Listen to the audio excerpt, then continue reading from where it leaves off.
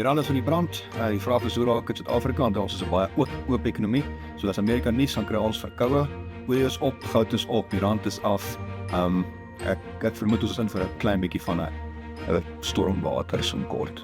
Die konflik in Iran het reeds oliepryse drasties opgestoot en in dieselfde tyd het die rand ook heelwat verswak, wat tot gevolg het dat petrolpryse definitief drasties gaan styg. As ons net kyk na die onderverhaling in die eerste week na die konflik in Iran, kan ons reeds 'n prysverhoging volgende maand verwag van enigiets tussen R2 en R3.60. As oliepryse aanhou styg en die rand aan verswak, kan dit selfs groter wees.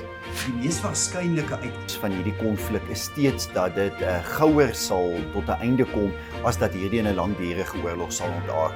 Die werklikheid is dat internasionale handel word baie ernstiger raak. Ons sien ook wat gebeur met oliepryse en dit alles saam beteken dat dit in die internasionale belang is dat Amerika in samewerking met Arabiese lande uiteindelik 'n oplossing vir hierdie konflik vind.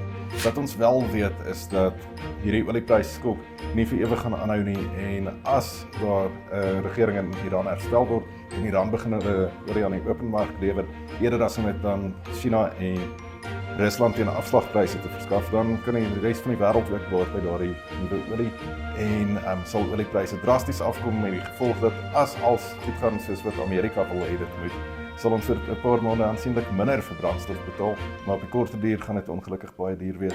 Ek sal nou nie sê stel jou seevakansie af nie, maar weet net by die see gaan jy dalk eerder varkchops as skaapchops moet draai.